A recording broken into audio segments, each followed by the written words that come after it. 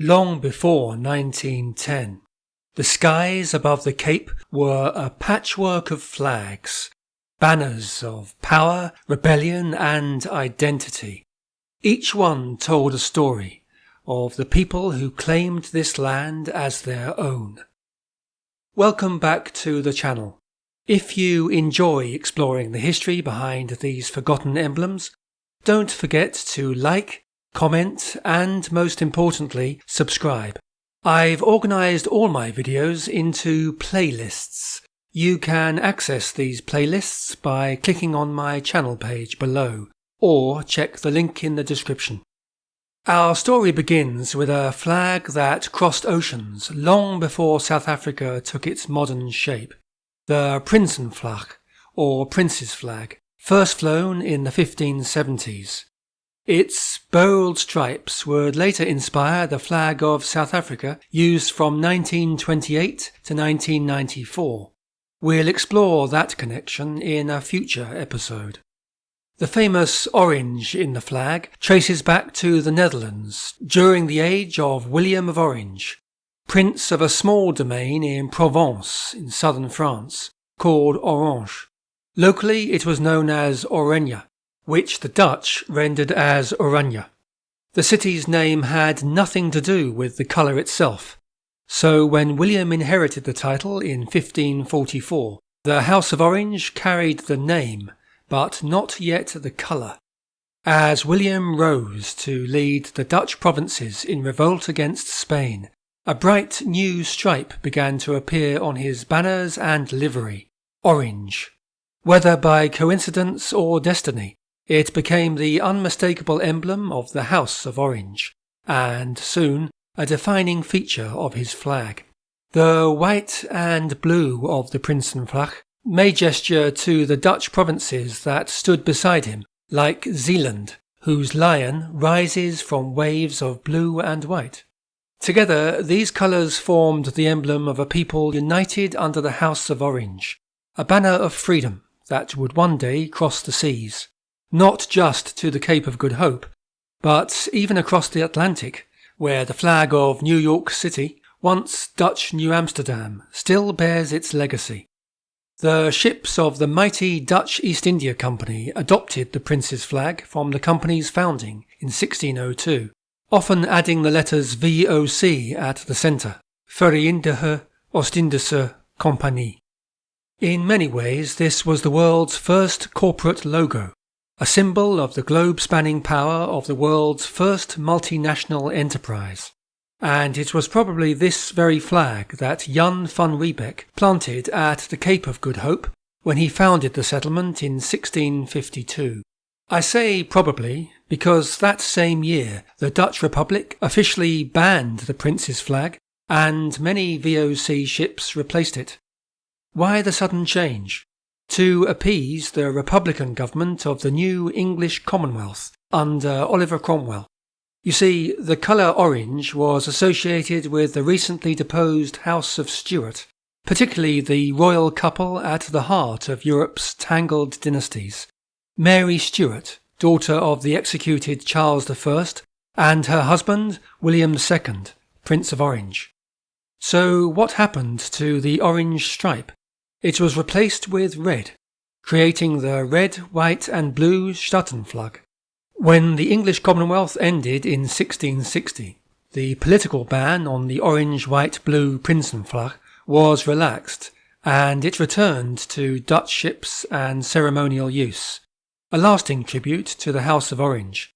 Yet the red, white, blue Statenvlag remained the official flag of the Dutch Republic. This was reinforced by a practical reality. The orange dye often faded towards red over time. Often a compromise was struck. The state's flag would fly, accompanied by an orange ribbon, subtly honouring the prince's legacy. The next flags raised at the Cape weren't national, but regional and republican. In 1795, Graafrenet and Swellendam declared their own short-lived republics, rebelling against the VOC and its heavy taxation. Graafrenet, under President Martinus Prinsloo, hoisted a flag identical to the state's flag, but emblazoned with the Grafrenet coat of arms. Swellendam, under President Hermanus Steen, followed a few months later. Their retention of the Dutch state design shows this wasn't a rebellion against the Netherlands itself. It was a protest against company rule. The next national flag change came with Britain's first occupation of the Cape in 1795, signalling the end of these breakaway republics. Did Britain raise the familiar Union flag? Not yet. At that time, the official British flag was that of the Kingdom of Great Britain, a red cross of St George for England and the saltire of St Andrew for Scotland.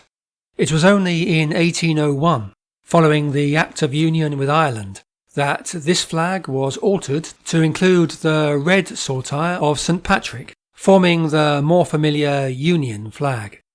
In 1803, the Cape returned briefly to Dutch control under the Batavian Republic, established after the French invasion of the Netherlands. The Batavians adopted the Dutch state's flag, which had inspired the French tricolour and later influenced the flags of several nations, including Russia. During their brief tenure from 1803 to 1806, a special Batavian naval flag may have flown at the colony, a Netherlands maiden with a lion at her feet, holding a shield and a lance topped with the cap of liberty, a notable symbol of Batavian ideals as Dutch forces sought to assert their authority. After 1806, British forces once again occupied the Cape, following the decisive Battle of Bloberg. The brief rule of the Batavian Republic came to an end, and the Union flag was reintroduced. 3 decades later, a striking Boer flag rose on the veldt. In the late 1830s, amid the Great Trek, a new banner emerged, the Voortrekker's flag, or Transvaal, featuring a red cross on a deep blue field. No single designer is known, yet its simple, bold design made it instantly recognizable to pioneers across the frontier. The red cross reflected their Christian faith and courage, while the rich blue background drew from European heraldic traditions. And so we turn to a fascinating mosaic, the 19th century Boer republics. Though only Transvaal and the Orange Free State achieved international recognition, they were nations in their own right. Each possessed its own character, constitution, government, president, and, of course, its own flag. The Natalia Republic was established by Voortrekkers in 1839 after the famous Battle of Blood River. It flew a distinctive flag inspired by the Dutch state's flag, red, white and blue, but with a unique twist. The white stripe stretched from a point at the middle of the hoist to the full width of the cloth at the fly. Forgotten for decades, this design was rediscovered in 1925 and has since been embraced by the Voortrekkers Youth Organisation and commemorated at the Voortrekker Monument. It was a striking emblem of the fledgling republic's independent spirit across the southeast coast of Africa, flying proudly until the British annexation in 1843. The Zoutpansberg Republic, founded in 1849 by Hendrik Potgieter, was an early Boer settlement in the northeastern Transvaal. It likely flew the Statenvlag, reflecting both its Dutch heritage and the Voortrekkers' enduring independence. Potgieter led the Republic until 1864, when it was incorporated into the South African Republic.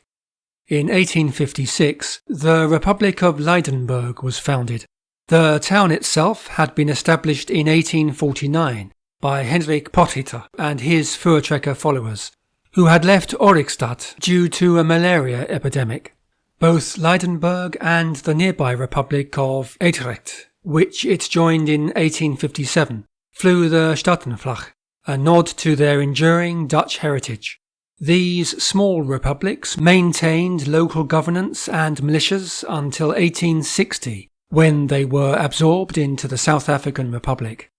It's time to turn to the South African Republic. Existing from 1852 to 1902, it was the most prominent of the Boer republics. Its official flag was the Voortrekker, or four colours. Though based on the Dutch Statenvlag, one of its designers, Dirk van der Hof, explained its own special symbolism. The flag, he said, stood for freedom, glory and divinity. The red represented freedom. The white, purity and cleanliness.